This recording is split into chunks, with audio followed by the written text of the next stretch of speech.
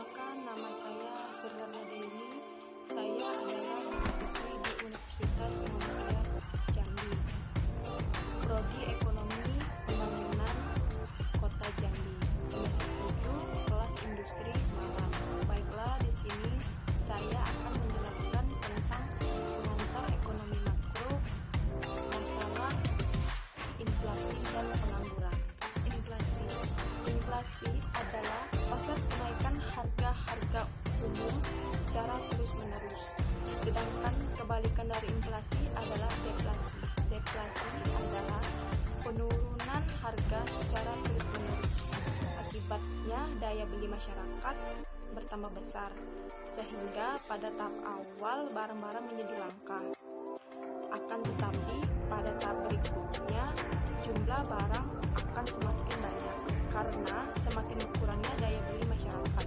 Sedangkan lawan dari inflasi adalah deflasi, yaitu manakala harga-harga secara umum turun dari periode sebelumnya atau nilai inflasi minus. Akibat dari inflasi secara umum adalah menurunnya daya beli masyarakat karena secara real tingkat pendapatannya juga menurun. Jenis-jenis inflasi. Berdasarkan sifatnya, inflasi dibagi menjadi tiga kategori. 1. Inflasi merayap atau rendah. 2. Inflasi menengah. 3. Inflasi berat. Cara mencegah inflasi. 1. Kebijakan moneter. Sasaran kebijakan moneter dicapai melalui pengatur jumlah uang beredar. 2. Kebijakan fiskal. Kebijakan fiskal menyangkut pengaturan tentang pengeluaran pemerintah serta perpajakan yang secara langsung dapat mempengaruhi permintaan total. 3. Kebijakan yang berkaitan dengan output. Kenaikan output dapat memperkecil laju inflasi. Kenaikan jumlah output ini dapat dicapai misalnya dengan kebijaksanaan penurunan bea masuk sehingga impor cenderung meningkat. 4. Kebijakan penentuan harga dan indeks. Ini dilakukan dengan penentuan harga serta didasarkan pada indeks harga tertentu untuk gaji atau upah. Pengertian pengangguran. Pengangguran atau orang yang menganggur adalah mereka yang tidak mempunyai pekerjaan dan sedang tidak aktif mencari pekerjaan. Kategori orang yang menganggur biasanya adalah mereka yang tidak memiliki pekerjaan pada usia kerja dan masa kerja. Pengangguran pada dasarnya tidak bisa dihilangkan sepenuhnya karena bagaimanapun baik dan hebatnya kemampuan suatu bangsa dan dalam menangani perekonomiannya, tetap saja pengangguran itu ada. Jenis-jenis pengangguran berdasarkan cirinya. 1. Pengangguran terbuka. Pengangguran ini tercipta sebagai akibat pertambahan lowongan pekerjaan yang lebih rendah dari pertambahan tenaga kerja. 2. Pengangguran bersembunyi. Di banyak negara berkembang, seringkali didapati bahwa jumlah pekerjaan dalam suatu kegiatan ekonomi adalah lebih banyak dari yang sebenarnya diperlukan supaya ia dapat menjalankan kegiatannya dengan efisien. 3. Pengangguran bermusim. Pengangguran ini terutama terdapat di sektor pertanian dan perikanan. Pada musim hujan, penyadap karet dan nelayan tidak dapat melakukan pekerjaan mereka dan terpaksa menganggur. 4.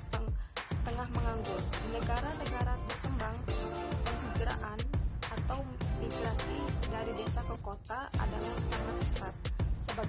Sebagai akibatnya, tidak semua orang yang pindah ke kota dapat memperoleh pekerjaan yang mudah. Akibat pengangguran bagi perekonomian Indonesia. 1. Penurunan pendapatan per kapita. 2. Penurunan pendapatan pemerintah yang berasal dari pajak.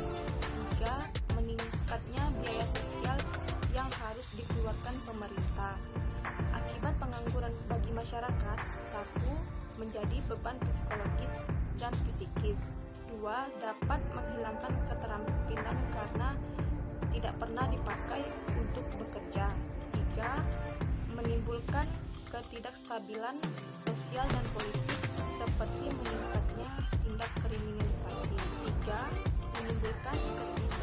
kestabilan sosial dan politik seperti meningkatnya tindak kriminalitas. Hubungan antara inflasi dan pengangguran. Arti inflasi dan pengangguran adalah dijelaskan secara singkat di atas. Sebagaimana diketahui bahwa manakala inflasi terlalu tinggi, maka masyarakat cenderung tidak ingin menyimpan uangnya lagi, tetapi akan diubah dalam bentuk barang, baik barangnya yang siap dipakai atau harus melalui proses produksi atau membuat rumah misalnya. Sementara pengangguran adalah orang yang tidak bekerja dan sedang mencari pekerjaan. Dalam kondisi ini, tingkat inflasi yang relatif tinggi, maka secara teoritis para penganggur akan banyak memperoleh pekerjaan, bukan saja karena banyak masyarakat membutuhkan tenaganya, tetapi juga para produsen seharusnya akan memanfaatkan momentum kenaikan harga barang dengan menambah produksinya yang tentu saja harus membuka kapasitas produksi baru, dan ini terus memerlukan tenaga kerja baru sampai pada tingkat full employment. Sekian